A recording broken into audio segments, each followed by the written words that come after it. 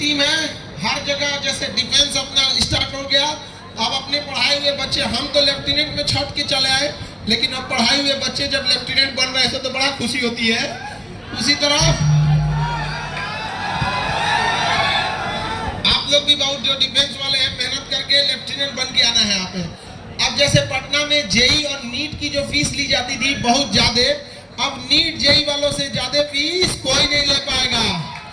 अब NEET JEE 1 साल wait कीजिए, 1 साल इस बार नहीं स्टार्ट हुआ है, अगले साल रिजल्ट का किलो के भाव ना रिजल्ट आ जाए तब कहिएगा लोग। थोक में डॉक्टर बनेंगे लोग, थोक में एकदम। वही डॉक्टर इंजीनियर बिहार के पुल को बचा सकता है, वही इंजीनियर, नहीं तो दिल्ली बिहार में पुल धस रहा है।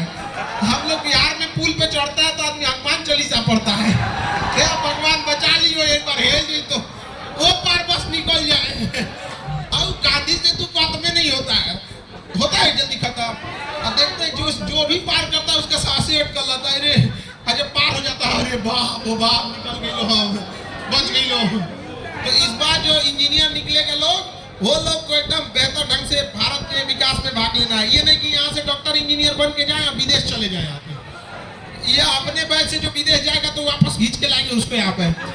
इतनी कम फी में जेई और नीट के क्लास का रीजन क्या है कि आप देश के लिए काम कर सके। बाबू लोग, आप लोग अपने अपने मोबाइल कौन सी निकाल के बैठे हो? मोबाइल ले लो एक दो का, तो एक दो टोले का। तुम्हारा बाबू चश्मा वाले किस बैच के हो? रुको, किस बैच के? 11th के हो ना? तो ज्यादा नहीं खटखटा बाबू, साइड में बैठ जाओ। हाँ समझ में आया ना? तुमसे सीनियर यहाँ बैठे हैं। कान में ईयरफोन शांत हो गया बेचारा। तो आप लोग बाबू शांति से रहेंगे। जेई नीट का भी हो गया इस बार। अब पटना में बच गया था यूपीएससी, तो पटना में 11 जुलाई से क्या स्टार्ट हो जाएगा? यूपीएससी स्टार्ट हो जाएगा। जो हमारा खोया हुआ गौरव था, हम लोग अब उसे क्या कर रहे हैं? वापस ला रहे हैं। हम लोग क्या कर रहे हैं? वापस ला रहे हैं। तो चलिए अब हम लोग एक एक करके आपको इंट्रोड्यूस करते हैं। हम सर से, हमारे बीच धर्मेंद्र सर, जहां हम लोग इनको सर को प्यार से दादा कह के बुलाते हैं, मतलब दादा मतलब बहुत बहुत स्वागत है सर आपका।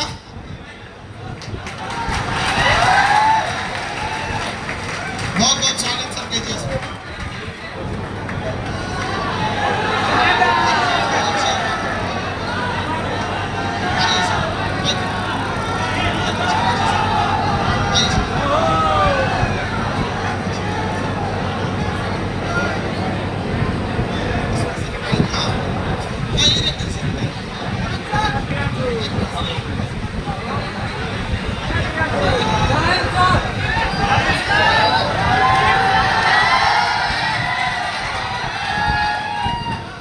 जय हिंद।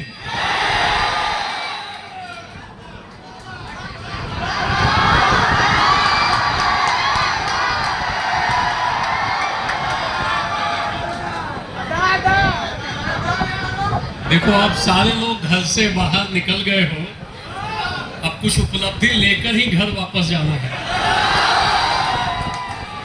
सम्मान इसी में है, तो उस सम्मान की प्राप्ति के लिए यत्न करना पड़ेगा, प्रयत्न करना पड़ेगा, कठिनाइयों का सामना करना पड़ेगा, चुनौतियां आएंगी, उनका निपटारा करना पड़ेगा।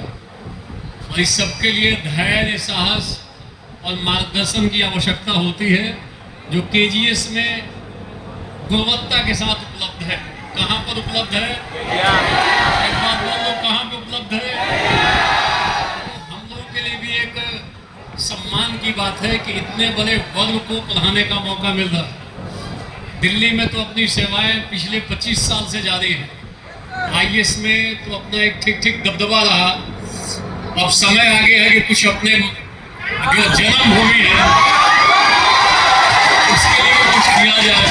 और सहयोग ऐसा जुटा कि खान सर के साथ एसोसिएशन हो गया, चुनाव हो गया, और सहयोग ऐसा रहा कि पिछले बार आईएएस में एक मैंने निबंध पढ़ाया YouTube पे 2 दिन 3 दिन मैंने पहले पढ़ाया था, सभी भटकने वाले खो नहीं जाते। 125 नंबर का निबंध एज इट इज यूपीएससी में आ गया। सर उस समय जानते हैं सर निबंध पढ़ाए वहां पे और एग्जैक्ट वही line by line 125 number 125 number चिपका दिया वहां पे सेम टू सेम। सर हम डर गए कि हमरा मत कहे सर कि खान सर के यहाँ से सीधे सीधे आ गए यहाँ पे। और बाकी अगर कहीं कोचिंग से आया रहता तो छाती पीट के चिल्लाता 125 नंबर एक क्वेश्चन में। हम लोग कहे लोग कि अपने सर देख देख के कहता है। हम लोग ना जो भी व्यापारी मेंटेलिटी वाले जो कोचिंग है उनके दिमाग में तो हम लोग खटकते रहते हैं, उनको कहीं ना कहीं से बहाना चाहिए होता। और सर इतना बढ़िया निबंध पढ़ाए कि हु बहू वही लड़ गया। हम कहेंगे जा अब ही मत कहे कि यूपीएससी नहीं के यहाँ से आ गया। हम कहेंगे चलो भैया यूपीएससी की क्रेडिबिलिटी है, नहीं तो कहिए देता सब। बिल्कुल देखो 10 नंबर का सवाल अगर क्लास में पढ़ाया हुआ हु बहू आ जाता है तो हंगामा मचा देते हैं, दूर तक मैसेज पहुंचाते हैं कि देखो 10 नंबर मैंने पढ़ाया, हु बहू सवाल आ गया। यहाँ तो 125 नंबर की बात। और वो निबंध लिखना आसान नहीं था कि सभी भटकने वाले खो नहीं जाते। उसमें 2 लाइन का एक डायलॉग है, उसको मैं बता देता हूँ कि आप सबके लिए उपयोगी है। जब आप घर से बाहर निकले हो तो हो सकता है थोड़ा बहुत भटकाव हो, पट्टा का जो आकर्षण है वो आपको अपनी ओर आकर्षित कर ले। अवस्था भी है, इस अवस्था में स्वाभाविक भी है, थोड़ा बहुत भटकाव संभव है। मगर भटकाव ऐसा नहीं कि उसी में भटक जाओ। कई लोग भटक के रास्ता दूसरे रास्ते पे चले जाते हैं, परंतु थोड़ा बहुत भटकाव के बाद भी अपने रास्ते पे पुनः आ जाते हो और उसी रास्ते पे आगे चलते हो तो लक्ष्य मिल जाता है। जितने लोग घर से बाहर निकलते हैं ना, थोड़ी बहुत कठिनाई सबको होती है। कोई भी आराम से आईएएस नहीं बनता, कोई भी आराम से आईपीएस या फिर एसडीएम या डीएसपी नहीं बनता।